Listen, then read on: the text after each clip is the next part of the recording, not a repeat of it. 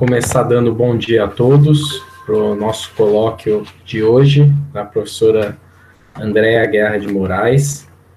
Ela é do Cefet. Eu vou fazer uma pequena apresentação dela, não tão pequena porque o currículo dela é bastante longo, mas é ter um imenso prazer tê-la aqui conosco. A Andréa ela é formada, fez graduação, mestrado e doutorado na UFRJ e é atualmente professora no Cefet, se não me engano, professora titular. Ela é autora de alguns livros sobre história da ciência, ensino de ciência, ensino médio principalmente, e é editora do Caderno Brasileiro de Ensino de Física. Ela é atualmente também líder do grupo, que a gente pode ver aí no canto direito da apresentação dela, embaixo, o NIEHCC, que é o Núcleo de Investigação, Ensino, História da Ciência e Cultura, bolsista Produtividade do CNPq e membro do CA, também do CNPq. Então, é um imenso prazer ter a Andréa hoje conosco. Os dois últimos avisos que eu gostaria de dar, eu conversei com a Andréa antes, então a gente optou por deixar as perguntas para o final do colóquio, tudo bem? E aqueles que quiserem ou ir levantando a mão, ou então se inscrevendo, né, com o nome no chat, basta deixar lá que aí eu chamo ao final, quando a Andréa terminar a apresentação dela. E o certificado de participação, eu vou colocar daqui a pouquinho o link para vocês aí no chat também. Então, Andréa, mais uma vez, obrigado e pode começar. Bom, eu que te agradeço, Vinícius, o convite, né? É uma oportunidade, uma grande oportunidade estar aqui para a gente poder conversar um pouco sobre história da ciência e ensino e sobre a educação em ciências, ensino de física. Então, bom dia a todos e todas, agradeço a todos a presença, e eu acho que, não sei, não está dando, não, pensei que fosse meu microfone, estivesse dando microfonia, que eu botei o celular só para acompanhar também, porque às vezes pode cair a internet, a gente fica meio perdido quando está apresentando, né? Então, mais uma vez, eu queria agradecer, e a minha ideia aqui hoje vou trazer, claro que eu vou trazer algumas colocações, mas para que a gente possa discutir efetivamente, quer dizer, colocar em pergunta a questão da educação em ciências, do ensino de física, né? A gente está vivendo um momento que é um momento muito ímpar na nossa história, seja por conta da pandemia, seja por conta do que está acontecendo na área de ensino de física, principalmente por conta, né, da reforma do ensino médio. Então, acho que a gente tem mais perguntas, mais questões para debater do que respostas. Mas, de qualquer jeito, a minha fala, eu vou tentar trazer algumas respostas da onde eu falo, né? Então, a primeira coisa, eu dividi essa fala em 3 partes. Primeiro, eu vou falar um pouquinho de onde eu falo, né? Se a minha fala está contaminada hoje, aonde ela está contaminada, quem eu trago. Depois, a partir desse lugar de fala, por que eu entendo que a gente deve ensinar ciências e, em particular, física, né, na educação básica. Isso é uma pergunta que eu não pretendo esgotar, vou trazer algumas considerações para que a gente possa debater. E o que podemos aprender com enfoque histórico na educação em ciências. Esse enfoque histórico, ele faz parte da minha trajetória acadêmica, né? Eu tenho uma trajetória acadêmica que vem muito da sala de aula de ensino de física na educação básica, e a minha formação, mestrado, doutorado, a minha formação na graduação me levou, né, para a questão da história da ciência. Então, essa sala de aula sempre foi nessa interação de história da ciência e ensino. E, ao mesmo tempo, também tem a questão do mestrado e doutorado, que eu atuo, que é o Programa de Pós-Graduação em Ciência, Tecnologia e Educação do Cefet, e que as pesquisas que se desenvolvem lá, né, estão também voltadas a essa vertente. Então, a história da ciência, ela segue a minha trajetória e é um dos canais que eu uso para pensar a educação em ciências. E esses 2 núcleos, né, esses 2 pontos da minha trajetória, eles emergem no NIEC, que é o Núcleo de Investigação, Ensino, História da Ciência e Cultura, né, que os participantes estão aqui para vocês darem uma olhada. É um grupo de docentes, nós somos professores de Física, Química e Biologia, nós temos hoje um professor de História. Alguns de nós atuam na educação básica, outros atuam na licenciatura, outros atuam na licenciatura e na pós-graduação, outros na educação básica e na pós-graduação.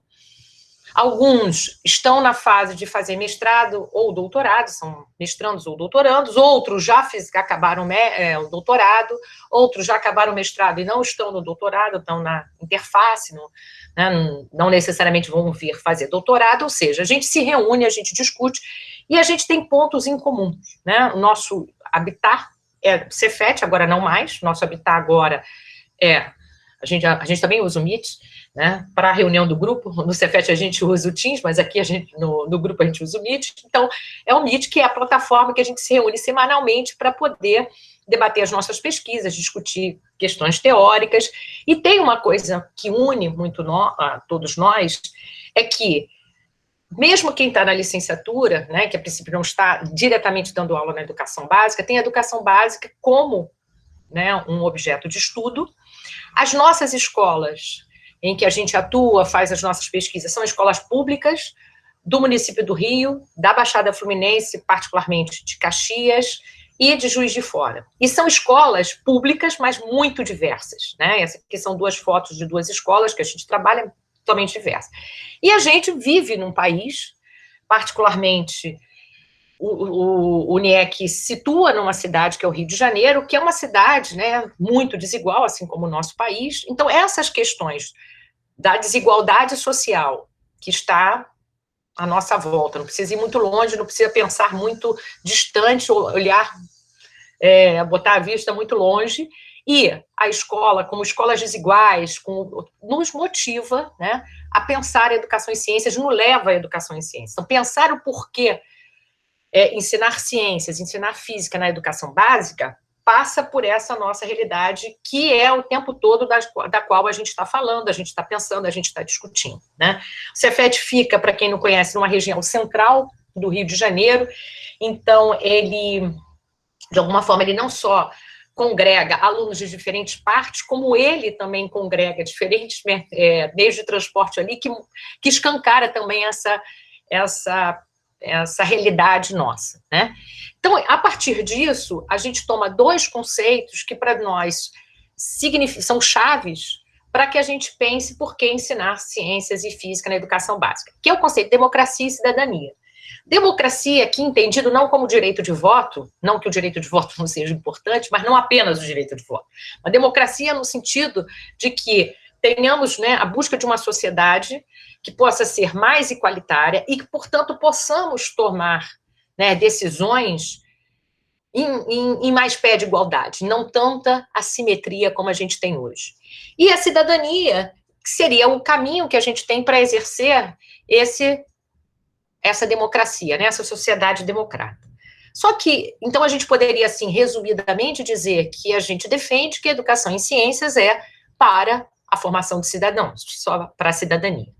Porém, quando a gente fala isso, a palavra cidadania, assim como a palavra democracia, elas são conceitos que a gente poderia dizer vagos, imprecisos, dizer que é cidadão não me define nada, porque eu posso pensar na formação de um cidadão que seja dentro de uma sociedade liberal, não liberal de costume, mas liberal econômica, e que, então, é a meritocracia que rege, então eu vou formá-lo para atuar numa sociedade meritocrática e entender que é pela competição que eu moldo esse cidadão, ele também é um cidadão, e posso pensar, né, que é da onde a gente passa, que a meritocracia não é necessariamente a melhor solução para esse mundo, que essa desigualdade que a gente vê, ela está a meritocracia tem de camuflada, no sentido de dizer que basta eu querer para conseguir, né?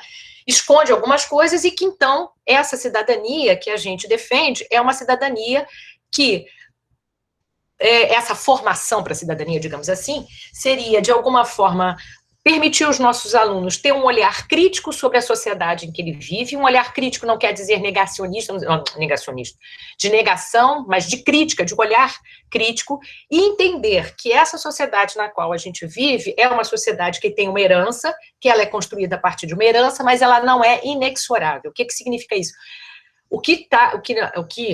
Aonde a gente chegou é um processo cultural histórico e, portanto, são as tensões dos movimentos sociais, são as tensões da cultura e da sociedade que podem fazer com que esse sistema continue ou sofra rupturas, né? Sofra cisões. Então, a ideia é pensar criticamente essa sociedade, pensar em que questões essa sociedade nos responde, que relações existem entre essa desigualdade e a própria ciência. Então, ter esse olhar um pouco mais, digamos assim, crítico para esse mundo. Bom, e ainda pensando na educação para a cidadania, uma outra questão é, se eu penso, né, se o nosso ponto de partida é esta cidade que a gente vive, este estado que a gente vive, este segundo estado, né, que ali Minas Gerais, bem próximo da gente, de Juiz de Fora, e Petrópolis também, né, esqueci, o Cristiano está em Petrópolis, e as escolas desiguais, a gente entende que a educação para as ciências, que pense nessa questão da cidadania, ela deve também dar conta das questões do contexto, né? Do contexto em que a ciência se produz, do contexto em que os nossos alunos estão. Então, imerso nessas questões, né, eu tenho que pensar numa outra questão, ou pelo menos a gente entende que tem, é que, além da educação em si, né, porque uma educação para formar para a cidadania, para a democracia, né, para essa cidadania do bem público, ela não precisa ser necessariamente a educação em ciências. Mas eu tenho o meu objeto de ciências. E aí, quando eu penso em contextualizar, né, eu penso em que, eu entendo que a ciência hoje, e não só hoje, mas já tem há um tempo, ela é um pilar muito forte dessa sociedade, né? E então, entender a herança que a gente vive, para que a gente possa perceber, olhar criticamente esse mundo e entender que ele não é inexorável, ele é um dos mundos possíveis, que foi possível, que a gente pode agir sobre ele, é importante pensar a ciência por ela ser um desses eixos. E aí pensar sobre a ciência, pensar sobre esse processo de construção da ciência e como essa ciência se constrói com essa sociedade, a gente defende que é entender que essa ciência, né, que a gente chama de ciência moderna, é uma ciência ali que a gente pode colocar um marco que vai começar a ter um pico de desenvolvimento a partir do século XVII, ela tem 3 bases, porque ela está construída nessa sociedade moderna, digamos assim, que é o colonialismo, o patriarcado e o capitalismo. São 3 coisas que, de alguma forma, estão, né, moldando essa sociedade no qual essa ciência se construiu e que deixa heranças, né, para a sociedade, para a ciência, para a cultura. Bom, com base nisso, eu poderia, assim, fazer um resumo bem rápido, né, dizendo que, assim, o que a gente entende? Que seria, eu devo, de alguma forma, né, se eu estou em aulas de ciência, o aprendizado dos conceitos científicos é importante, né, então, por que ensinar? Porque esses aprendizados, eles dão respostas para o mundo que a gente vive, mas ele precisa também ser enxergado numa constelação de outras aprendizagens que ocorrem na escola, que não é só a aprendizagem do conteúdo científico.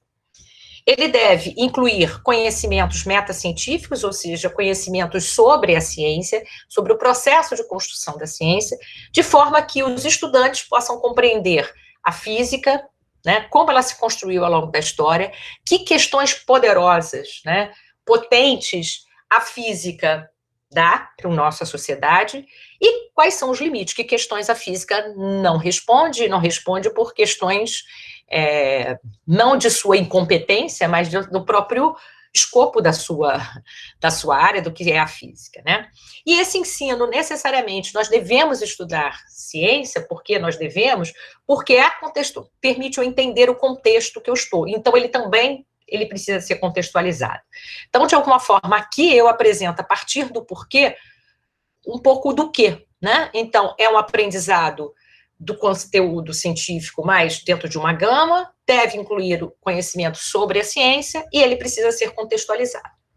Bom, pensando em como, né, chegar a isso, e aí não uma questão metodológica, o grupo, né, e aí eu trago essas questões, repetindo, eu não tenho a pretensão de dar resposta por que ensinar ciências, eu quero trazer para a gente debater, e quero agora trazer para debater o caminho que a gente segue, que é a história da ciência.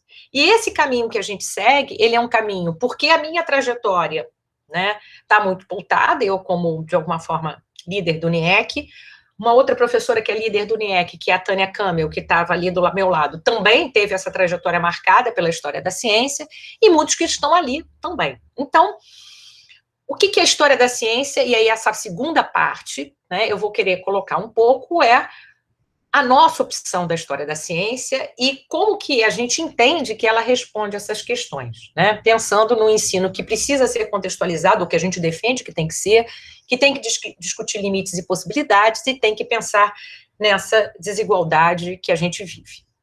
Bom, quando a gente pensa em história da ciência, poderíamos pensar assim, há uma história da ciência certa, na qual a gente tem que ter o rigor acadêmico e tal. Não que eu defendo o rigor acadêmico. Mas eu entendo que há N possibilidades de trabalhar a história da ciência, seja como historiador da ciência, seja como quem trabalha a história da ciência no ensino. Eu posso fazer uma história da ciência que trabalhe com os grandes cientistas, então eu vou estudar a obra de grandes cientistas e as grandes ideias. Então, por exemplo, eu vou estudar a obra do Newton, o Principia do Newton, para entender como que o Newton trabalha com a questão da força central, como é que como é que ele constrói todo aquele arcabouço matemático para responder a questões de unificação de céu e terra, né?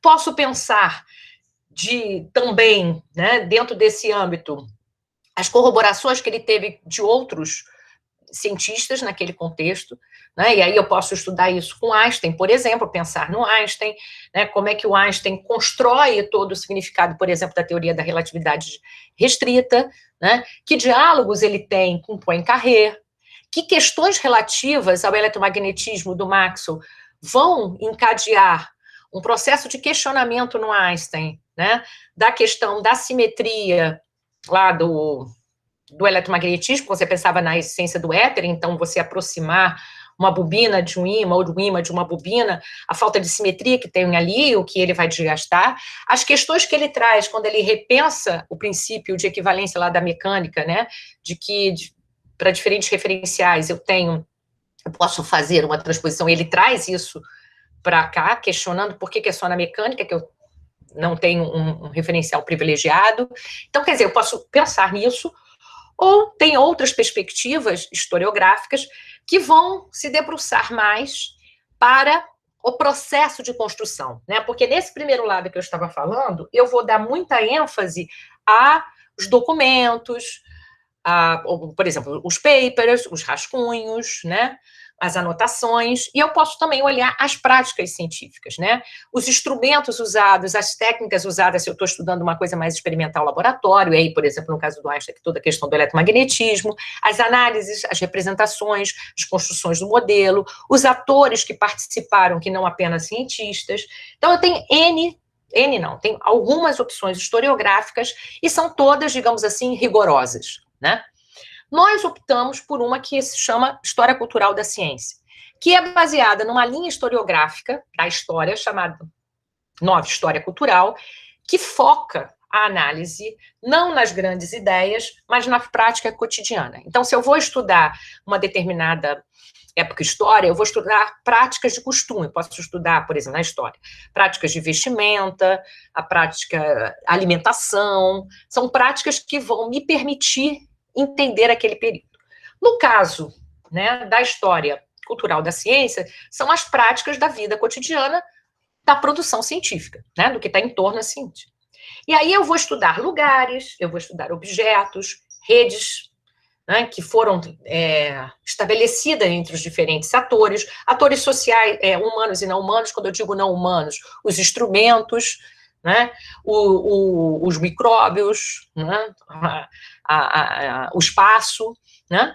Vou estudar os processos de representação da ciência, que sejam as fórmulas, que sejam as ilustrações, e nesse sentido eu não dou atenção exclusivamente aos personagens centrais, porque eu não vou olhar apenas os artigos científicos, eu vou ter que sair dessa fonte primária, eu vou olhar recortes de jornais, eu vou olhar cartas trocadas, e cartas trocadas não necessariamente entre cientistas, eu vou olhar as instituições nas quais a ciência se constrói, como é que eram as práticas dessas instituições. Então, eu vou mudar um pouco porque eu vou trabalhar com as práticas. E aí, quando eu penso nas práticas, essas práticas elas vão incluir performances específicas da ciência, sejam essas experimentais ou não, né? Mas atividades também que não são apenas da ciência, como as leituras produzidas e como era esse processo de leitura, a escrita, o debate, os questionamentos, o financiamento é fundamental, as constituições de grupos de pesquisa e redes de pesquisas, os congressos, a comunicação científica. Então, por exemplo, isso que a gente está fazendo aqui faz parte de uma prática científica, que é o encontro de pessoas que estão interessadas numa temática, né, discutindo. E temos aqui até uma relação de poder, porque se eu sou convidada para, digamos assim, organizar esse seminário, eu, de alguma forma, conduzo um pouco a discussão e eu poderia até, e eu espero não fazer isso, você, por favor, me cortem, eu sei que eu tenho 1 hora e falar 55 minutos e não deixar o debate. São relações de poder que a gente tem estabelecido. E tenho performances que são, e essas performances todas, elas são contextuais. Então, por exemplo, o fato da gente estar vivendo esse processo que nos jogou no mundo virtual, ampliou a possibilidade da gente criar algumas redes, né? Por exemplo, da gente poder... tudo bem, aqui na UF seria fácil ir a Niterói, mas eu, semana passada eu estava numa banca, aliás, sexta-feira eu estarei numa banca no Paraná, semana retrasada eu dei um seminário lá, para um evento que vai ter lá no Sul, no Passo Fundo. Então, assim, são possibilidades, né? Eu estava num evento internacional do IHPST na semana passada, que não tinha lugar, porque tinha pessoas de vários lugares. Então, essas questões são muito contextuais, né? E a gente precisa olhá-las. Então, o que a gente entende? Que quando eu olho para as práticas, eu consigo sair dos cientistas e aí eu consigo perceber invisibilidades nas narrativas históricas, questões que não foram destacadas na história da ciência. E nesse processo eu consigo entender o que sustenta a ciência socialmente, culturalmente, materialmente, quem são os beneficiados, quem sofreu com a sua formação e, portanto, eu consigo discutir limites e possibilidades dessa ciência, né? E consigo mostrar o quão essa ciência é poderosa, porque o fato dela estar imbricada de práticas e terem diferentes atores sociais participando dela, e ela ter aquela coisa de debate e questionamento, mesmo que eu tenha falado da relação de poder, mas ela tem debates e questionamentos, ela torna um conhecimento muito mais crítico e, portanto, muito mais poderoso, digamos assim. Então, a gente propõe que a gente sairia de uma educação mais conceitual dos conteúdos, né? Se afastaria também de uma educação mais voltada à epistemologia, de entender exatamente qual a gênese daqueles conteúdos científicos, e pensando numa questão mais social e política, em que eu pudesse discutir essas invisibilidades e que essa ciência, como ela constrói esse conhecimento sobre o mundo que a gente vive. Bom, para continuar trabalhando um pouco nessa linha, para trazer alguns exemplos, para a gente poder pegar, não vou trazer exemplos, vários exemplos, trazer um. E para entender um pouco melhor, né, para eu poder deixar mais claro o que eu entendo por essa história cultural, eu vou explorar possibilidades, na verdade vou explorar uma possibilidade, né, que ocorreu nesta escola aqui, que tem essa garrafa de Leiden. Essa aqui também são salas de aulas a quais a gente trabalha. Isso aqui foi feito numa escola prisional, mas eu não vou explorar, eu vou explorar só esse caso aqui. Bom, eu vou então trazer algumas questões sobre um estudo de caso que ocorreu numa escola pública federal, né, que é uma escola central, né, e aí, por ser central, tem pessoas de diferentes regiões geográficas, tem uma diversidade social e econômica grande. O curso de física era do 3º ano nessa instituição. Para esse grupo, o tema era eletricidade, e a gente tinha um grupo de estudantes que desejava seguir carreira científica. Aliás, essa é uma característica dessa escola. Em geral, os alunos entram, né, a gente tem sistema de cota, né, tem 50% das vagas de cota, mas todos entram, né, mais da cota não, quer dizer, todos entram na perspectiva de uma escola de qualidade e que vai levá-los à universidade, apesar de ser uma escola vocacional, uma escola técnica. E em alguns cursos, e nesse particularmente, que era de informática, um desejo muito grande de seguir a carreira científica, seja como físicos, como biólogos, como seguindo a carreira acadêmica na área de informática, né? Então, E outra coisa é que os estudantes se envolvem muito em projetos, né? Mas aí, mesmo que eles queiram fazer ciências naturais, muitos se envolvem por projetos de literatura, né? Tem grupos de LGBTQ+, grupos de mulheres negras, né? Grupos de estudantes negros, tem. E esse trabalho foi feito em 2018, portanto, antes da pandemia, né?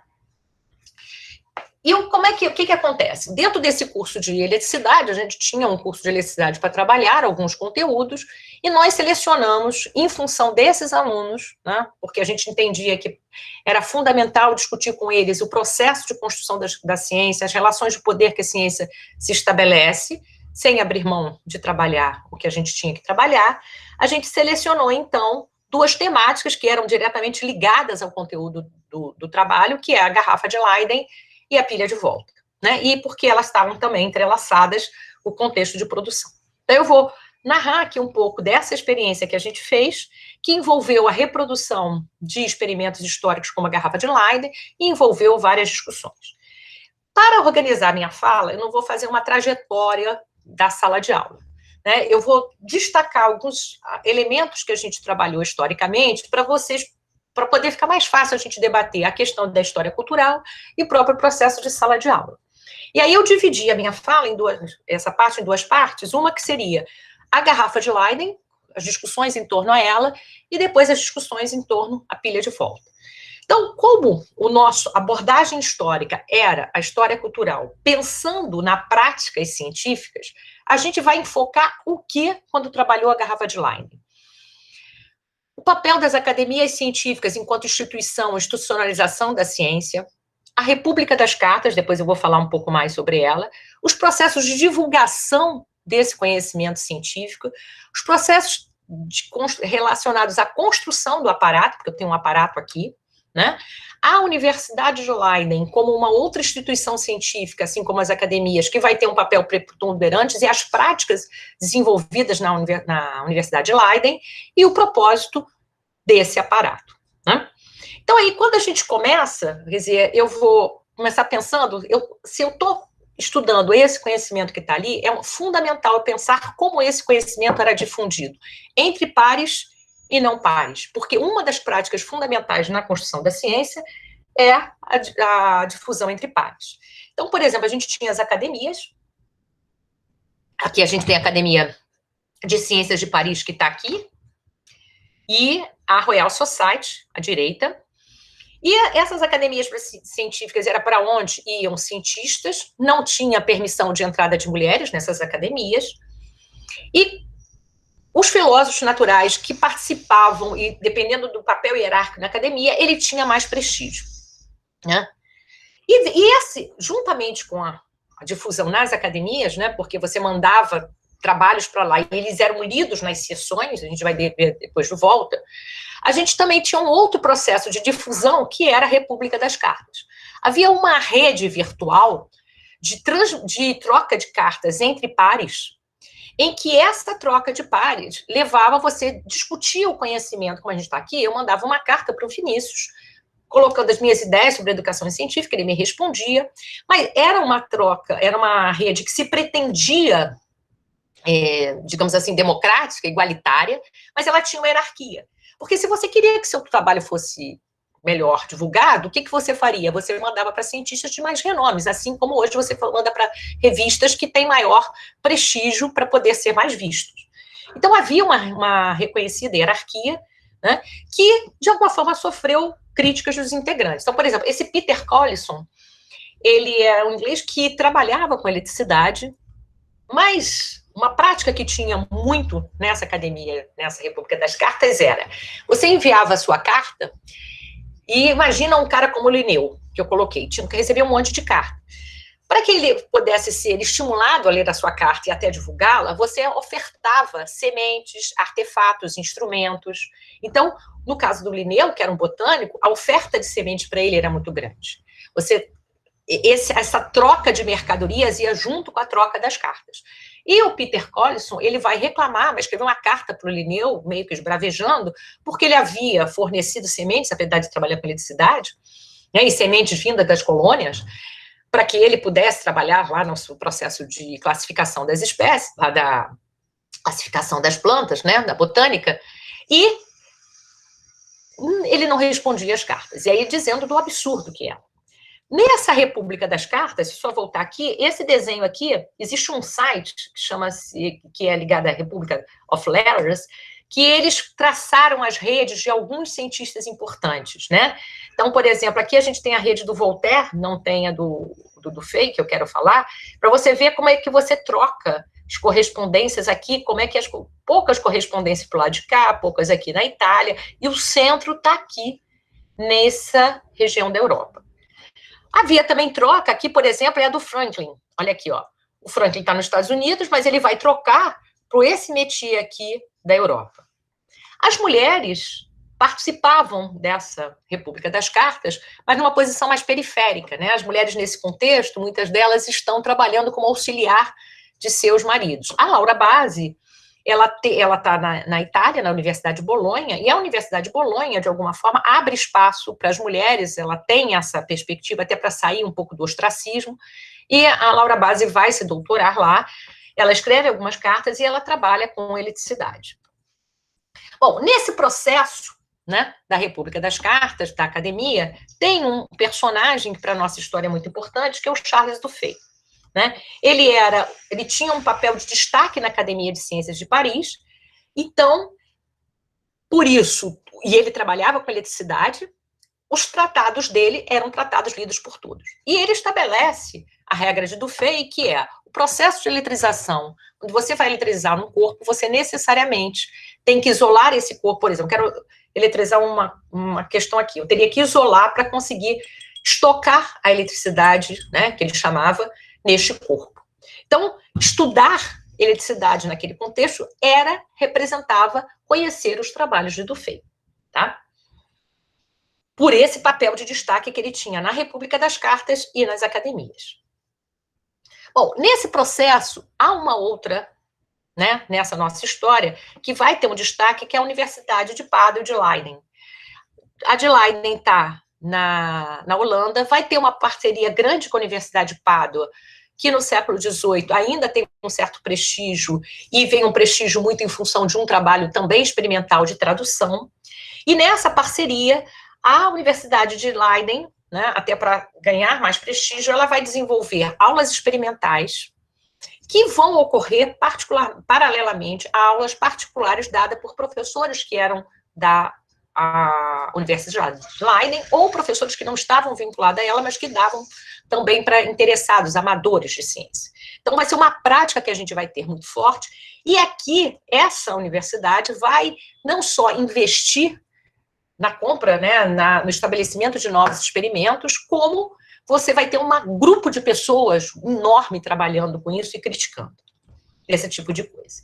Então, veja o seguinte, o que a gente aprende? Que a gente tem aqui sociedades científicas, academias científicas, né? A República das Cartas, publicações nesse contexto que eram lidas nas academias científicas, que muitas delas vinham da República das Cartas, e essa Universidade de Leiden, principalmente, com esse processo experimental, nós vamos ter aqui duas figuras que, nesse contexto, né, por toda uma questão lá que eu vou passar um pouco mais rápido, surge a questão da possibilidade de estocar eletricidade, porque a gente tinha as máquinas eletrostáticas que davam como se fosse um raio, né, uma fagulha, uma faísca, uma descarga elétrica, mas você não conseguia armazenar. Então, você ficava no limite de usar a eletricidade pela descarga elétrica. E você usava eletricidade naquele contexto em que estava usando para descarga em corpo humano, você estava usando descarga para estudar coisas em algumas questões químicas,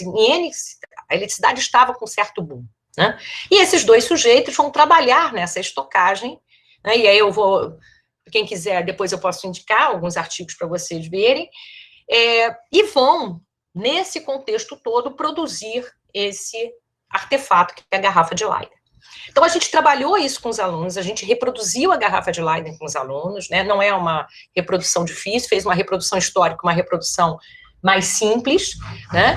E trabalhando todo esse contexto que eu coloquei para, de alguma forma, mostrar que seja o Bunsen Brockley, seja o Klein, von Klein, eles trabalharam imersos nesse contexto. Estar nessa rede foi fundamental, e essa participação na Universidade Leiden foi fundamental.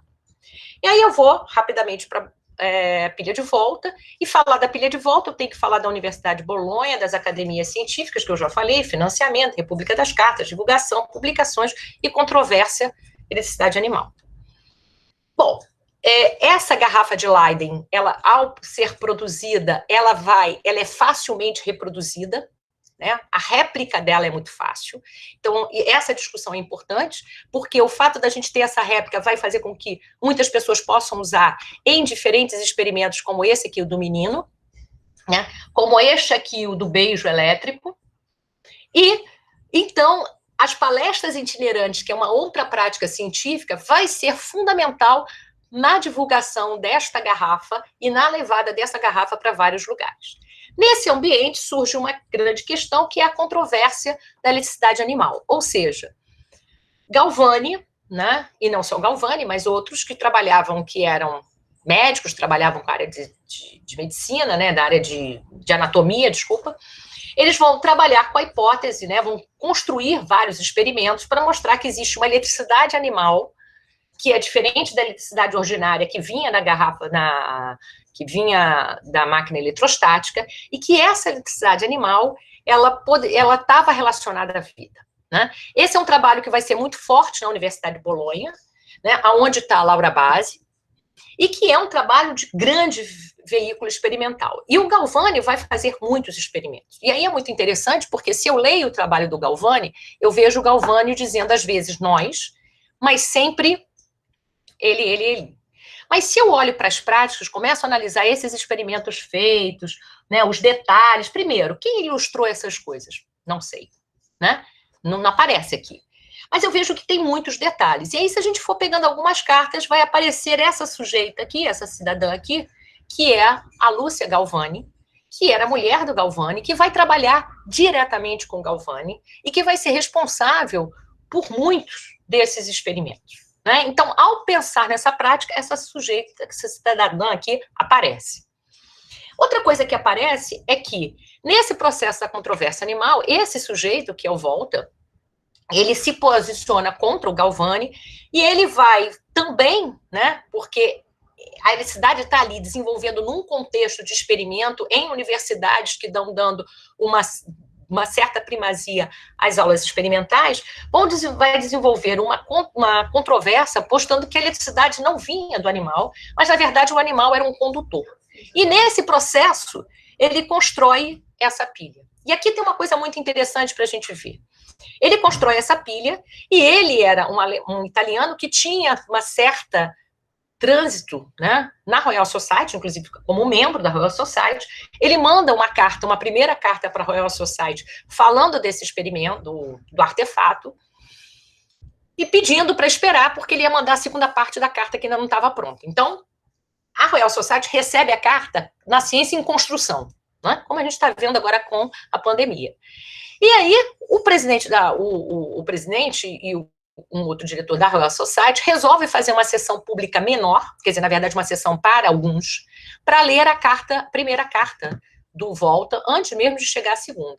Nesse processo, tem uma pessoa, e essa primeira carta já descrevia a pilha, que vai fazer uma publicação nesse jornal aqui, The Morning Chronicle, que é um jornal comum, tipo um Globo, né, um jornal londrino, mas até pequeno, descrevendo a pilha. E, a partir daí, a pilha vai ser reproduzida, e quando a segunda carta chega, a gente já tem alguns estudos de eletrólise com a pilha, com o boom que essa pilha vai dar, pela facilidade que ela tem de reprodução, mesmo que eu não tenha ainda uma explicação, e isso vai demorar, ou seja, a explicação sobre o seu acontecimento estivesse ainda em controvérsia. Bom, feito isso, né, trabalhar essas questões históricas, o que a gente fez uma ponte? Os nossos alunos queriam estudar ciências. Então, a gente entendia que era fundamental pegar essas práticas e reforçar, né? Então, a gente reforçou a Universidade de Leiden, a República das Cartas, o papel das academias, mostrando de alguma forma, chamando a atenção, que para fazer ciência eu preciso participar dessa rede. Mas não basta participar dessa rede, né? Não é um tudo vale. Você tem ali uma questão material, que é a própria garrafa de Leiden, que é a própria pilha de volta, que eles manipularam nos laboratórios, que foi feita a réplica, que é fundamental. Mas para pensar isso na contemporaneidade, a gente fez algumas atividades. Uma delas foi discutir, né, fazer os alunos, eu vou aqui um pouco mais rápido, senão vou me perder, vou falar demais, sobre o Arthur Ávila, para que eles conhecessem, né, uma atividade que eles foram pesquisar para conhecer esse carioca, né, que ganhou a medalha Fields, e quem é esse carioca, onde ele estudou, que redes ele participou, aonde ele está, né, o fato dele ter dupla nacionalidade conquistada após o início do trabalho. A gente também, né, além de fez a experimentação em sala de aula, a réplica, e discutiu as questões atuais, como, por exemplo, do CERN, as dificuldades que a gente tem de reproduzir determinados experimentos hoje e como isso muda a prática científica, você ter que ir lá, e o papel das publicações científicas, não só naquele contexto, como hoje. Então, essas atividades, né, que eu não estou falando, elas, junto com essa questão do financiamento, e naquele ano de 18 isso estava muito em voga, e continua estando em voga, então a gente fez toda uma atividade também de questões mais contemporâneas para discutir aquelas práticas que a gente discutiu lá, que era a difusão, financiamento, a réplica, a experimentação, né? E, com isso, a gente fechou, né? A gente traz algumas questões aqui que nos chamaram a atenção. Primeiro, porque eles, de alguma forma, foi uma questão que se levantou muito, como você tem lugares centrais de produção do conhecimento que canalizam financiamento e canalizam pessoas, e como isso é importante para a ciência, né? E que a validação do conhecimento se dá nessa rede de comunicação, que tem uma questão hierárquica, que tem relações de poder, mas que também tem um papel crítico importante, e que dá poder ao conhecimento científico, né? Que a manipulação dos aparatos da pilha de volta e da garrafa de Leiden abriu espaço para novos questionamentos científicos, então, questões não previamente pensadas, né, surgiram a partir desses aparatos. Esses aparatos representam uma cultura material que traz questões para as ciências, né? E, por último, que os locais de produção, né, por exemplo, destacar a comunicação dos resultados, a aceitação de um conhecimento em pares, locais de produção, novas possibilidades e questões que emergem quando o desenvolvimento dos experimentos nessa relação entre ciência e sociedade. Esse estudo de caso a gente publicou na Interesse, e aí tem mais detalhes, né? A gente tem 2 artigos também, que aí é sobre a República das Cartas e sobre a pilha de volta, que aí não tem uma pegada necessariamente educacional, a gente só faz apresenta o estudo de caso em si. E aí, como é para fechar, o que a gente defende? Que a história da ciência, na educação em ciências, ela é muito importante para que a gente possa discutir a ciência como cultura, discutir que essa ciência, ela tem o seu poder justamente porque ela se constrói numa rede e que muitas pessoas estão discutindo essa ciência, não é um tudo vale, mas ela tem relações de poder, ela tem relações de estrutura, ela tem práticas estabelecidas. Então, não basta querer fazer ciência para fazer ciência. Existem condições que são estruturantes fundamentais. E que, se a gente quer fazer ciência, a gente precisa lutar para que essas condições sejam democratizadas, né? Então, a gente, de alguma forma, entende que essa era uma questão muito cara naquela sala de aula, mas existe outra sala de aula como essa daqui, que a gente também desenvolveu naquela escola, que a questão de gênero era muito importante, então a gente fez outro tipo de abordagem. Numa outra, que era a questão da validação do conhecimento, como é que eu discuto que o conhecimento é válido, né? E aí a gente trabalhou com Debugli, né? Então, assim, existem essa questão do currículo como produção cotidiana, para a gente é muito importante, né? De não trabalhar uma sequência didática que esteja fora da sala de aula para ser aplicada na sala de aula. Bom, e aí eu quero agradecer a vocês, mas antes eu queria fazer uma propaganda.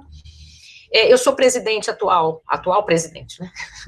Do International History of Philosophy and Science Teaching Group, que é um grupo internacional, tem pessoas de todos os continentes, que tem a discussão das relações história da ciência, história, filosofia, sociologia da ciência e o ensino de ciências, né? A gente está com os seminários virtuais para os membros, né? Mas se tornar membro é uma coisa muito fácil. Esse aqui foi o primeiro, esse aqui, que é sobre pensando nas questões da natureza da ciência e justiça social, e esse segundo é a importância da pesquisa em História, Filosofia, Sociologia da Ciência, na Educação em Ciências, que é a Cibel Erduran, da Universidade de Oxford. Quem tiver interesse e quiser falar um pouco mais do grupo, também posso falar, e eu queria terminar agradecendo, né, agradecendo a paciência de vocês de ficar até o final, e esperando que a gente possa ter um diálogo, né, que eu tenha levantado questões e não deixado as questões apagadas. Tá? Muito obrigada, eu vou parar de compartilhar minha tela para poder voltar a ver vocês. Oi, grande, eu estava vendo pequenininho no celular para ver se eu não caía, porque ainda tem isso, né? Ter cuidado para não cair na internet. Bom, agradecer a Andréia mais uma vez, e agora abrir para perguntas. Eu acompanhei no chat, eu acho que a primeira foi a Latigê e depois o Tiago. Então, por favor, Latigê, pode perguntar já.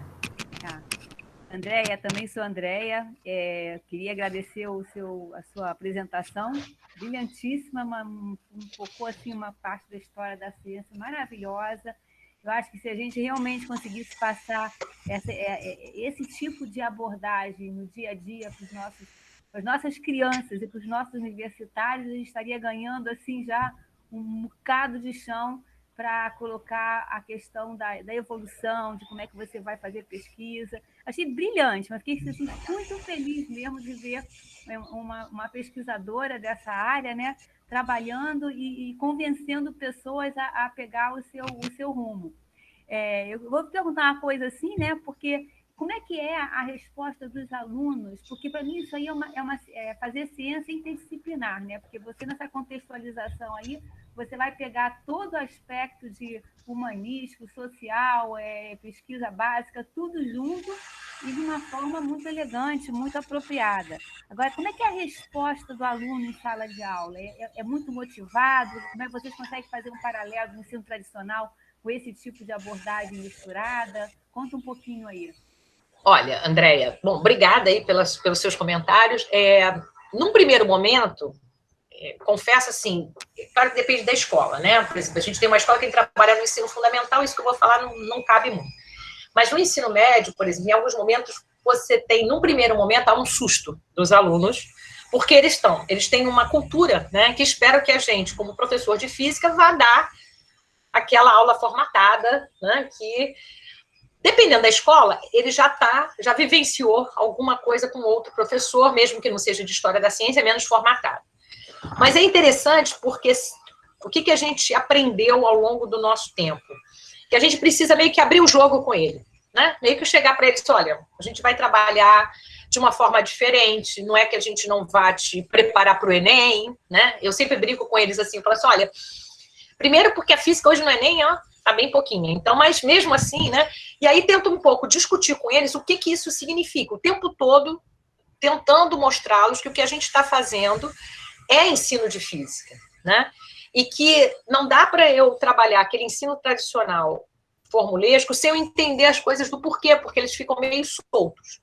Num primeiro momento, assim, nas primeiras semanas, às vezes tem uma resistência, mas aos poucos eles vão se encantando, né, principalmente... porque você abre a discussão. Eles acabam tendo muita voz, porque eles têm muitas questões. Enquanto o ensino, por exemplo, na nossa experiência, eu estou falando que é sempre assim, mas o ensino tradicional, aquele formulesco, a gente parece estar com a verdade fechada, a história da ciência parece as questões estarem abertas.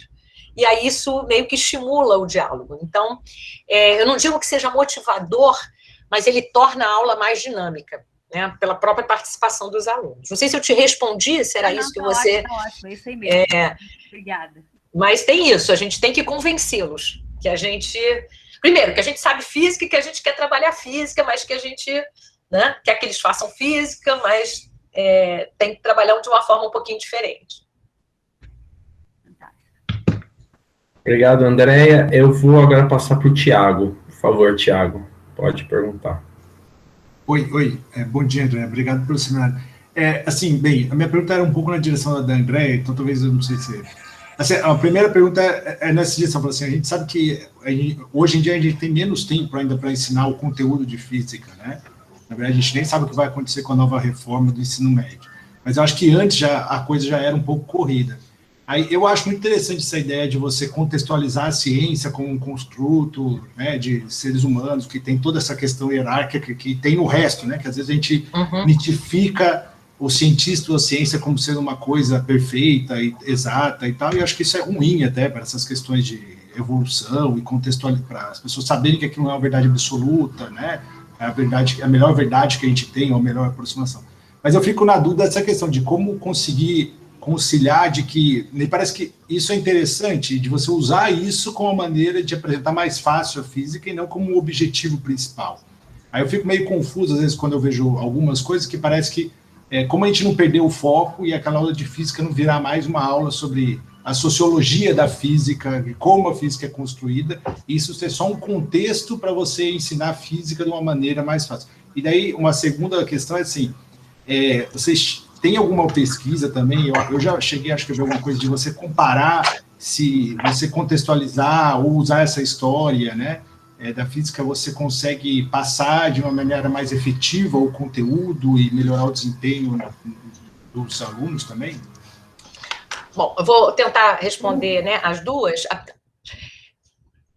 Porque, como eu falei, eu acabei não trabalhando a questão, né, assim, dos conteúdos, mas a gente trabalha os conteúdos. Por exemplo, quando a gente foi fazer a réplica da garrafa de Leiden, a gente vai discutir toda a questão, né, de por que a regra de Dufay trabalha com a questão do isolamento naquele contexto, o que isso gerou, né, de você pensar que você teria que isolar.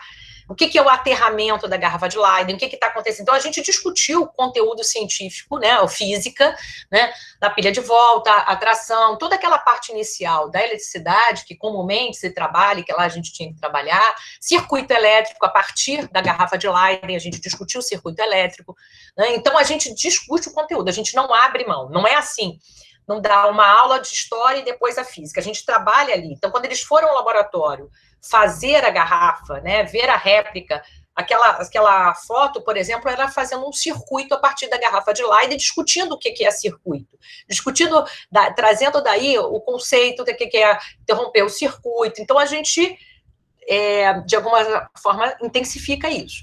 O problema do número de aulas de física, né, eu acho que essa é a grande questão. A gente tem um monte de conteúdos para trabalhar e a gente precisa selecionar aqueles que, né, vão dar maior, por exemplo, nesse caso, para a gente era importante, porque aí discutir toda a questão lá do volta, do que se representa depois você ter uma corrente elétrica, né, você sai de uma produção de eletricidade que é de descarga elétrica para uma corrente elétrica depois, porque a gente vai trabalhar isso depois, a questão do eletromagnetismo. Então, para a gente, isso dá sentido ao conteúdo e, na verdade, você ganha eficácia.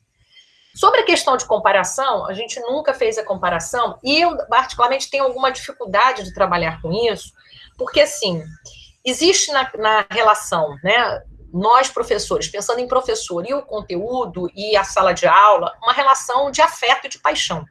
Então, é muito difícil você pegar e comparar duas coisas, porque, primeiro, se você pega dois professores, o rendimento pode estar diretamente relacionado ao professor, né? A gente já fez pesquisa, a gente sabe disso.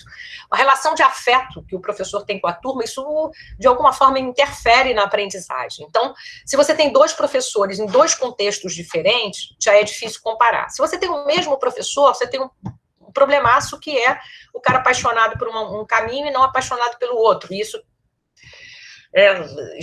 escancara, né? Então, a gente nunca fez.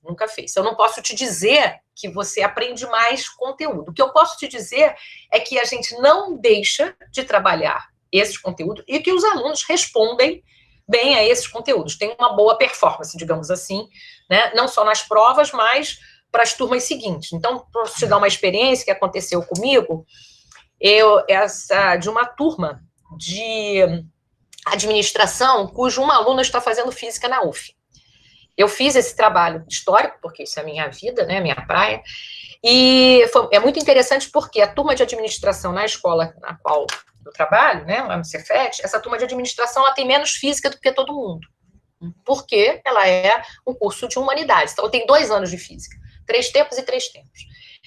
É claro que o que eu posso contar pode ter sido assim, singular, mas aí abriram para monitoria. E e informática também, ela tem menos física do que eletrônica, eletrotécnica, né, mecânica. E aí os alunos quiseram fazer para ser monitores, e eles tinham um problema, porque eles estariam no final do segundo ano, eles estariam concorrendo com alunos que tiveram física no primeiro e segundo, e eles só tinham no segundo, porque a física na administração e na informática começa no segundo, são 4 anos o curso, né? Eles só têm a física no segundo e terceiro ano. Então, eles iam, no final do segundo ano, concorrer com alguém que tinha feito 2 anos. E, por espanto, inclusive espanto da equipe de física, né? Lá, não eu, mas, né? Que alunos foram selecionados. E teve um outro projeto, que era um projeto para fazer um trabalho de física com CBPF, que alunos do curso de administração que tiveram essa abordagem, com menos aulas de física, que alunos da eletricidade, eletrônica e mecânica foram selecionados. Então, eu acho que tem uma coisa de despertar a paixão também pelo conteúdo que é importante, porque é tanto conteúdo para eles estudarem, que se aquilo faz significado para eles, aquilo pode potencializar, não estou dizendo que é a regra, tá? Mas que pode potencializá-los a estudar, né? E aí eu acho que só se você tornar a física mais interessante já é válido, né? Uhum. E eu acho que dá um pouco de significado ao que eles estão aprendendo, né? Um pouco mais de sentido, entender algumas questões, né? Quando você trabalha questão, por exemplo, questões mais abstratas, como de campo. Bom, mas a nossa intenção não é transformar numa aula de sociologia, até porque eles já têm aulas de sociologia, né, agora, mas, assim, é claro que eu entendo o que você está falando, Tiago, que eu acho que é um grande risco, que é uma questão que a gente precisa estar sempre, né, considerando, sempre ali não pode perder de vista, digamos assim. Né? Não, perfeito, obrigado.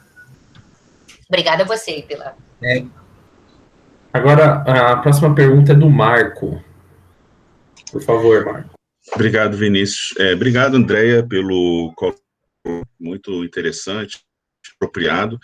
Eu queria te perguntar o seguinte, vejo que, assim, por um lado, quando você conta o processo científico, digamos, como ele é na realidade para os estudantes, de qualquer nível, eles acham muito interessante, eles veem esse lado humano, né? Uma coisa é você ensinar as leis de Newton como 3 leis abstratas que você aplica para resolver problemas, e outra coisa é você contar como foi desenvolvido, todas as tensões da época, até mesmo as personalidades dos cientistas, né? E estão fascinadas, veem que são seres humanos ali com falhas e com virtudes e etc., que adicionam um tempero muito bacana para o assunto e despertam o interesse. Por outro lado, eu me preocupo com o seguinte, a avaliação, que é o que, no final de contas, o estudante tira, digamos assim, oficialmente, por exemplo, no Enem, é sempre baseada em uma coisa muito, digamos, pragmática. Então, assim, clássica história do estudante, de repente, que é super interessado, que lê a bem, e não fica praticando, digamos, não faz treinamento de exercícios, ele pode não ir numa avaliação quanto um outro estudante que pega aqueles resumões e, tipo, sabe os macetes. A gente, infelizmente, vê isso aqui, até na universidade, tem esses cursos online de resolver problemas, que ficam ensinando macetes, a fórmula é esse problema, você aparece, você resolve assim, essa, e fica uma divisão. A gente não está um beco meio sem saída que, por um lado, eu vejo que essa sua abordagem é muito mais interessante, tem um apelo muito maior e muito mais eficaz, mas enquanto a avaliação for do jeito que é meio que, assim, a gente fica num beco sem saída, né? Eu queria saber como é que você vê essa questão. Olha, a gente lá, por exemplo, eu, enquanto professora da educação básica, eu também trabalho alguns exercícios, não é a ênfase, né? Não vou ficar fazendo listas de exercícios, mas de alguma forma eu não abro mão de mostrar para ele que que a física consegue resolver essas questões, como é que resolve, que tem um algoritmo que você aprende, não é macete, né? Mas assim, por exemplo, você pega um exercício de mecânica mais clássico, você tem ali um caminho a seguir, né? Então, se você está pegando um exercício para trabalhar com segunda lei, o que você vai fazer? Você vai pensar, olha, eu tenho que pensar nos corpos que estão interagindo, quais são as forças que estão agindo, né? Como é que eu vou aplicar, né? Trabalhar com, né? Aquele exercício clássico. Então, assim, a gente trabalha isso um pouco também. Agora, eu entendo que, até por conta, né, de alguns... essa coisa de repetição, repetição e repetição, para algumas provas, podem fazer até um efeito. Para o Enem, é mais ou menos, né? Tudo bem que o Enem está ficando mais conteudista, no sentido daquelas questões mais, digamos assim, mais maceteadas, mais, né, clássicas, que você não leva muito contexto. Mas tem também uma questão que uma coisa que, assim, aí não tem uma pesquisa, tem uma questão só de experiência de trabalhar há 32 anos com esse tipo de alunos, né, é que esse treinamento, ele, às vezes, se ele não for feito imediatamente antes da prova, ele não dá conta. E aí, se você pensa no vestibular, no final das contas, no terceiro ano, ele fica tendo que treinar aquilo tudo de novo. Então, a eficácia parece pequena, né? Então, assim, eu entendo que é um nó que a gente tem, que é essa questão da avaliação. Acho que a gente está com um problema sério agora, que com a reforma do ensino médio, a física, ela pode ser colocada meio que de escanteio, então a gente precisa dar um significado para ela muito forte, para principalmente algumas escolas, podem não ter todos os itinerários, e aí não ter, né, a física diminuir mais a carga horária. E no Enem, a nossa participação está muito baixa, né? Se a gente pensa assim, são 180 questões. Você tem 45 questões de ciências da natureza. Dessas 45 questões, você tem química, física e biologia. Então, a gente tem no nível, quase que 10%, 10% da prova. Então, assim, é uma questão que eu acho que dá para a gente trabalhar. E eu entendo que, se a gente, de alguma forma, desperta nos alunos, trabalha, eles podem seguir. Eu sei que é uma situação complicada, não é simples, né? Essa questão do vestibular não é simples, até porque a gente não tem vaga para todo mundo. O Enem, ele deu uma mexida no sistema, porque quando a gente tinha vestibular da UF, da UFRJ, né, era mais complicado. A gente agora no Rio de Janeiro tem a UERJ e o Enem, todos nós, né, todas as universidades são Enem. Mas é um nó. Eu acho que é um nó que a gente tem que trabalhar. Eu entendo que se a gente fica nesse ensino muito de treinar, de listas de exercícios, por exemplo, ele de alguma forma afasta mais dos alunos do que atrai. Né? E aí a gente acaba tendo pouquíssimos alunos interessados, inclusive nas disciplinas, né? Que as disciplinas científicas, digamos assim, a própria engenharia, até porque a gente já está com um problema de falta de espaço de trabalho, mas, né, a gente acaba tendo isso e acaba tendo pouca eficácia, né, para a maior parte dos alunos. Tem um grupo de alunos que não, mas a maior parte a gente tem. Tá, né? Certo. Obrigado, Andréia. Bom, eu estou vendo que o chat, a Angelita, ela fez uma série de comentários, se não me engano, 2 comentários, que eu acho que contribuem para a discussão. Não sei se ela queria ligar o microfone também para conversar com a Andréia, ou se a Andréia gostaria de comentar os Deixa eu abrir o chat, então, aqui. Eu estava com o chat...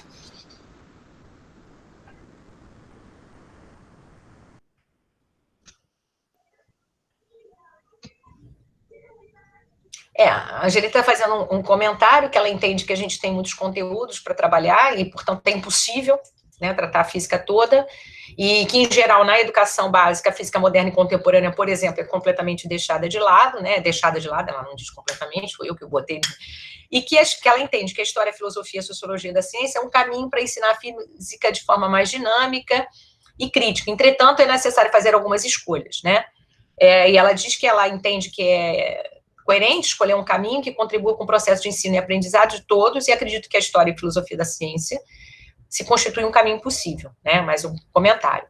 Já era para ter sido feita uma revisão nos conteúdos curriculares, a partir das pesquisas que estão sendo realizadas na área. Isso eu acho que é uma grande questão, né? gente tem muita coisa para trabalhar, e, assim, às vezes na educação básica se perde, não se perde, mas se concentra muito quase que na mecânica, numa visão, às vezes nem eletromagnetismo as pessoas trabalham, termodinâmica, por exemplo, né? Então, realmente é um nó que a gente tem aí. Não sei se a Angelita quer... Se eu peguei todos os comentários dela, eu acho que foram esses, né, Vinícius? Foram dois, sim. Aí o Matheus aqui, ele pediu para fazer uma pergunta. Pode falar, Matheus. Oi, boa tarde. Primeiro. Você está me ouvindo? Eu estou. Sim, sim. Obrigado pela apresentação. Primeiramente, tomara que todos estejam bem. E eu só queria perguntar para você como é que você se posiciona sobre uma crítica que eu já vi sobre essa abordagem histórica no ensino de ciências. Não que eu seja contra uma abordagem histórica, mas uma problematização que eu acho interessante é sobre a não especialização do professor de ciências sobre história em si, né? Como se estivesse se apropriando de uma área do conhecimento que não é dele para um uso pedagógico. E isso pode tipo, gerar um falso entendimento da história em si, por o professor não ser um historiador, não ser um professor de história ali falando sobre como é que era a época na qual se desenvolveu tal conceito, né? Aí eu queria que você falasse um pouco sobre isso. Olha, essa é uma questão bastante, né, eu entendo a questão que você está colocando, Matheus, é uma questão bastante discutida, né, na área, e aí é muito interessante, por exemplo, se a gente olha no Brasil, muitos que fazem história da ciência no Brasil são físicos, são de química, são biólogos, não são formados em história. Produtores de conhecimento, não estou falando de professores que utilizam esse conhecimento para a sala de aula, na licenciatura, no bacharelado, não, estou falando de produtores de conhecimento, né? Roberto Martins, vou falar da Cibele, né? Eu mesmo produzo História da Ciência, o Breno, o Olival Freire, que tem uma vasta produção em História da Física Quântica, é físico, né? Então, essa porque ela já é uma área que está no limite. É uma grande debate dentro da história da ciência, por exemplo, se o historiador poderia fazer história da ciência, algum tipo de história da ciência, um determinado nível, porque ele também não é de ciência. Então, ele não vai conseguir falar sobre aquilo. Mas isso é um debate lá. Sobre a questão desse conhecimento, o problema, assim, efetivamente, você tem esse problema de fazer uma pseudo-história? Tem, né? Tem. Agora, se você tem um professor, né, que tem uma sensibilidade para entender que, por exemplo, uma mecânica newtoniana não pode, ou a gravitação, não pode ter sido construída a partir de uma maçã que caiu no Newton, na cabeça do Newton, porque aquilo é de uma complexidade tal para ser iluminada por uma maçã, né, eu entendo que ele consegue trabalhar sim. Eu tenho menos medo dos erros, se ele tiver uma visão de ciência, entender, do que ele não falar nada. Por quê que eu estou fazendo essa defesa? Porque quando você também não fala de história da ciência, nada, você não fala como a ciência se construiu, nada de como a ciência se construiu, você está fazendo de uma forma que a ciência se construiu, né? Porque quando você não diz como aquele processo ocorreu e você fala com o produto final, aquele produto final pode parecer mágico. Então, eu entendo a sua colocação, sei que é um grande risco, mas eu acho que também é um grande risco quando a gente não discute nada sobre o processo de construção e apresenta esses produtos finais, porque eles podem parecer tão mágicos que podem me permitir trocar uma magia por outra, né? Se eu não entendo o que está por trás de um estabelecimento, né, de uma mecânica newtoniana, né, as questões que a mecânica newtoniana vai ter, né, que a teoria da relatividade vai colocar, mas ela continua sendo usada e válida, né, não porque ela seja um caso especial, mas por conta das questões que a gente trabalha, né, se você apresenta tudo muito dogmático, fechado, você também pode gerar, a meu ver, né, uma visão que possa levar o aluno a desacreditar nessa ciência, porque ele não entende de onde aquilo surgiu, né? Visto que elas não é uma descoberta, não dá para você defender com ele que é uma descoberta, né? Então, assim, eu não tenho muito receio disso, até porque a questão da formação de professores, nós, né, que trabalhamos com formação, nós que somos professores formados, a gente sabe que são N questões que a gente tem que dar conta, que a universidade não dá conta, né? Então, a gente vai ter que estar o tempo todo meio que se formando, né? Então, algumas pessoas, né, defendem muito que a gente tem que ter muito cuidado para não ter muitos erros, eu concordo, é claro, mas como a gente tem que ter cuidado para não ter erros em física, e a gente não estuda toda a física, a gente, quando vai para a sala de aula, às vezes vai dar aula, por exemplo, de coisas que a gente nunca estudou, né? Nunca estudou na universidade. E a gente vai. Então, assim, eu acho que se tem um processo, a gente dá, aí essa coisa mais complexa, dá ao professor, né? O professor da educação básica, e para mim ele é um construtor de conhecimento. E só assim ele vai poder fazer um bom trabalho. É por isso que a gente tem tantos problemas hoje, porque o fato de ser horista, muitas aulas, né? Mas eu entendo a sua colocação, né? Eu não tenho medo, mas concordo que mas a história da ciência tem esse problema, entendeu? Ela é feita também por cientistas, então ela é um nó do borogodó, digamos assim, né? Sim, entendi. Obrigado. Bom, eu tenho, se ninguém mais tem uma pergunta, eu queria fazer uma pergunta para a Andrea, meio baseado no que o Marco comentou, e também do Matheus, que a gente fala dessa abordagem histórica, e assim, eu queria saber se vocês mostram também para o aluno como a história é feita agora, né? Que vocês têm correlação e levam os alunos para conhecer centros de pesquisa do Rio de Janeiro, etc., porque isso mostra um pouco aquilo que o Marco falou do lado humano, né? Que o cientista basicamente é feito, principalmente as ciências experimentais, tal como a física, é feita de muitos erros, né? A gente erra muito até conseguir chegar no resultado que a gente tem como correto. Queria saber se vocês levam também os estudantes para conhecer centros de pesquisa do Estado. Dependendo Claro que isso depende muito da escola, né? Por conta das condições de você levar. Mas, por exemplo, em algumas escolas que a gente trabalha, tem até projetos de iniciação científica que os alunos se envolvem com pesquisadores que fazem, né? E aí no CBPF, no LNCC lá, porque Petrópolis, né? Que fica mais difícil trazer, porque você traz numa excursão, mas assim, para fazer um processo um pouquinho mais contínuo, né, ou ir mais de uma vez, então a gente busca fazer isso, né, o MASH, né, mostrar que existem outros lugares, como em São Paulo, né, então há uma preocupação de discutir isso, dessa produção, por exemplo, a gente tem uma preocupação grande, né, eu não mostrei isso aqui, de trabalhar a ciência produzida no Brasil, né, que há ciência produzida no Brasil, que teve ciência produzida no Brasil, não de agora, né? Por exemplo, para a gente é muito importante discutir o papel do CNPq nessa ciência brasileira, então não só ver os laboratórios, mas também que nesses laboratórios, olha, o que é financiamento, por que o laboratório é assim, né? Por exemplo, no caso do Cefet, você tem laboratórios de pesquisa lá, então às vezes a gente consegue fazer uma jogada com os próprios laboratórios, mas para visitar, né? Não necessariamente mas a gente tem essa preocupação, porque como a gente está focando na questão das práticas, não é só a questão histórica, é um pouco entender esse contexto atual. Então, por exemplo, para a gente, para esse grupo, por exemplo, lá, né, que a gente trabalhou, a questão do financiamento foi para eles muito importante. Eles estavam saindo, é interessante, porque como eles queriam fazer, todos queriam fazer graduação fora.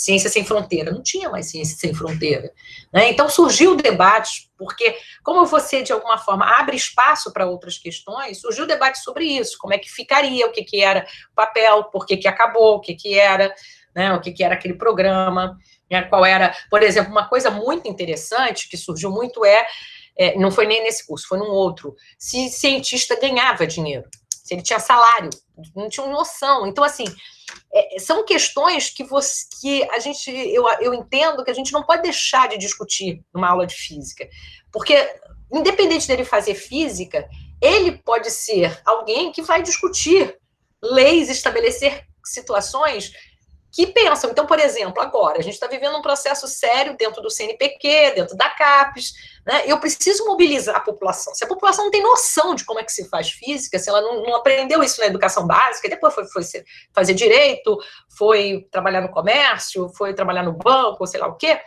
como é que eu vou mobilizar ela para essas situações? Se ela acha que não tem, né? Até porque a maioria das escolas de educação básica estão muito distantes da universidade, né, do local de produção.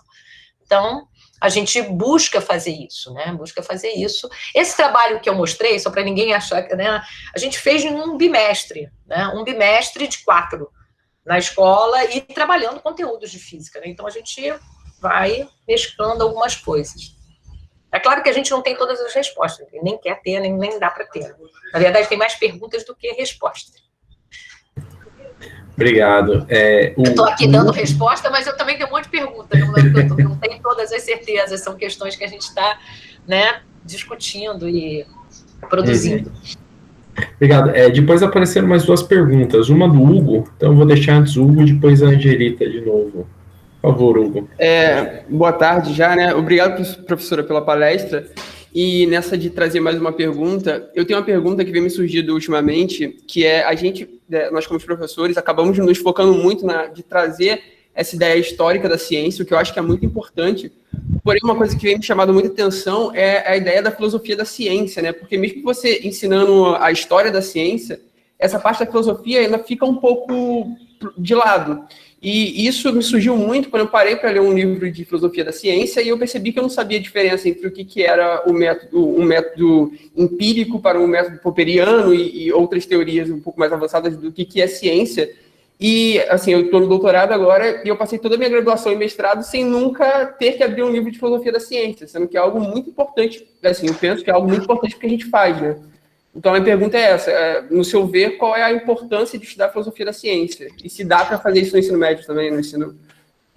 No ensino médio, por exemplo, você tem professores de atualmente, quer dizer, agora eu não sei como é que vai ficar depois, né? Mas a filosofia se tornou uma disciplina, né, obrigatória, e nesse processo, alguns professores trabalhavam filosofia da ciência. Eu defendo um pouco como o Olival Freire, que para a formação do físico, eu não estou falando do professor de física, não sei se você faz doutorado em ensino ou em física, é fundamental estudar filosofia da ciência e história da ciência também, né? E ele usa uma tese que eu acho muito interessante para você não ser ingênuo, porque você vai ser um profissional, né? Você vai ser um cientista é um profissional. Você vai precisar né?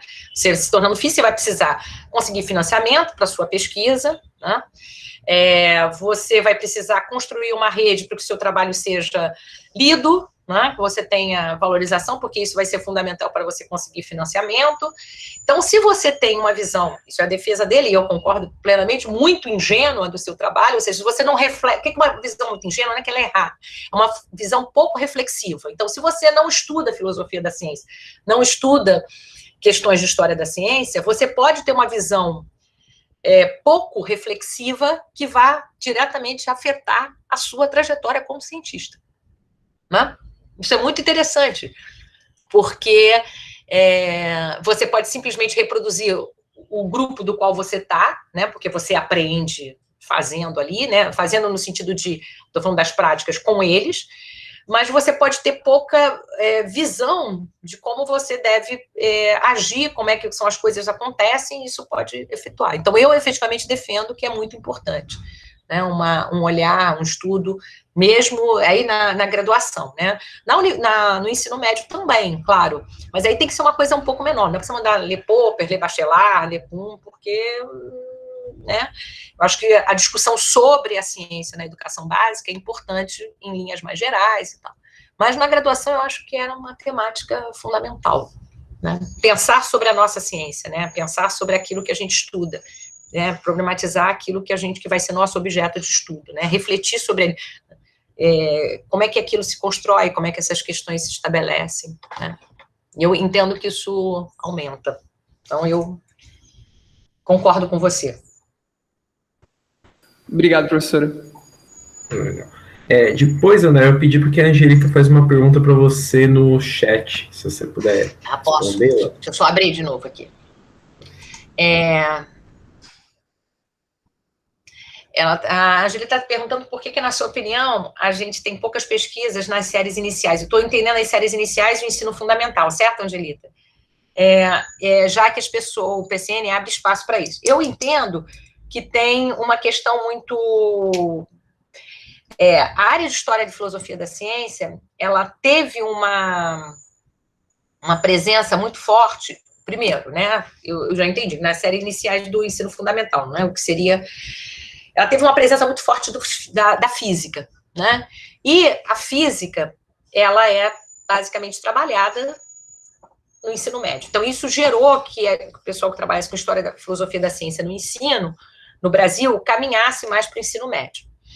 E eu entendo que a gente, como as séries iniciais, né, ela tem, na maior parte das escolas, como professores pedagogos, né, que estão divorciados, que a gente, no final das contas, a gente na pesquisa ensino, pouca atenção deu, essas questões tendem a chegar menos, entendeu? Então, acho que, na verdade, é uma falha, entre aspas, um espaço que a gente precisa pensar e ocupar, né, porque quem trabalha majoritariamente com História e Filosofia da Ciência, ou História e Filosofia da Ciência no ensino, vem das áreas de Química, Física e Biologia, e não tem as séries iniciais do ensino fundamental necessariamente como objeto de estudo. Quem tem, geralmente não está nessa área. Então, acho que isso tem uma questão da própria trajetória da área. E eu entendo que isso é um espaço a ser ocupado, né? Porque se a gente quer que uma visão mais crítica de ciência se construa, não tem por que não trabalhar com as séries iniciais. É claro que é completamente diferente trabalhar com o ensino médio, né? Outro olhar. Outra abordagem, outra questão, porque são próprios das crianças que estão ali, mas eu acho que é importante sim. Mas eu entendo que tem a ver com essa trajetória da área. Legal. O Marcelo faz ali, eu acho que uma pergunta que acho que todo mundo gostaria de saber, né? Eu não tenho uma resposta, Marcelo, eu gostaria muito, né? Eu não sei te dizer, né? Até porque, assim, eu acho que depende a gente tem que pensar assim, o que a gente pensa em sucesso do aprendizado, né? Eu tenho... às vezes a gente encontra pessoas, né, que fizeram ensino médio e aí sabem que você trabalha com física, com ensino de física, aprendi foi, sei lá, nada, né? Aprendi leis de Newton, não lembro mais de nada. Então, isso é uma coisa que me incomoda muito. Eu não sei te responder, né, o que a gente pode fazer. Eu acho que é uma busca constante que a gente está tendo, né, e a gente tem um problema muito sério, né, porque medir sucesso de aprendizado é muito difícil, né, porque você pode, por exemplo, eu faço uma atividade, um trabalho, e faço uma pesquisa imensa, eu estou medindo quase em loco, quase em tempo real do que aconteceu, mas o que me garante se eu tiver um deadline, assim, um tempo, aquele aprendizado se construiu, porque para aquele aprendizado ter significado, eu estou falando de aprendizado em si, ele vai ter que construir redes, né, aqui na minha cabeça, com o mundo que eu vivo. Ele precisa ter significado para mim, eu não consigo aprender tudo, eu não consigo guardar tudo que eu aprendi, eu não consigo absorver tudo. Então, o meu processo é de seleção, algumas coisas eu absorvo mais, outras menos, e isso tem a ver... né, e algumas pesquisas, com o significado daquele aprendizado tem para você. Então, eu acho que uma parte do sucesso, mas assim, literalmente acho, é justamente tornar aquilo de mais significado, que tenha mais impacto, né. Eu tenho um trauma muito grande, que o meu filho, quando estava no 9º ano, ele hoje tem 24 anos, e ele... Foi a primeira vez que ele começou a estudar física, ele chegou um dia irritadíssimo do colégio, mas ele estava irritadíssimo. Aí ele virou para mim e falou assim, mãe, caraca, mãe, por que você foi fazer uma coisa que não tem mais nada para descobrir? Não tem mais nada para fazer. Não sei como é que você foi fazer um negócio que não tem mais nada para fazer. É só ficar aprendendo aquilo que já foi feito. Eu não quero isso. E ele estava tão irritado, ele não falava a fórmula. Por que você foi fazer uma coisa, estudar uma coisa que todo mundo já sabe o que é, não tem nada de novo para fazer. E aquilo me chocou, né? Então, eu acho assim, para ele óbvio que eu não consegui fazer ele gostar de física, ele detestou física. Né? Ele tinha até um pouquinho mais de coisa porque tinha a sensibilidade da mãe e tal, mas não foi fazer física nem nada a ver com ciência. Né? Ele ficou traumatizado. O que traumatizou ele? Né? Então, acho que seria isso importante, entendeu? Não sei. Mas não sei te responder, Marcela. Isso tudo para dizer que eu não sei te responder. Legal, André. Queria agradecer mais uma vez a sua presença, agradecer a todos aqui. E, bom, é isso daí, gente. Foi muito legal, acho que foi muito produtivo o nosso papo aqui. E, basicamente, a gente mostra aquilo que a gente mais faz em ciência, são perguntas, né? A gente vive perguntando. A resposta a gente faz o que cachorro correndo atrás do carro, a gente nunca consegue alcançar. Obrigado, Andréia. Obrigada a todos, todas. Muito obrigada pela oportunidade, pelas perguntas, pelos comentários. Né? Sair daqui pensando em um monte de coisa. Muito obrigada. Legal. Tchau, tchau a todos. Obrigado. Tchau.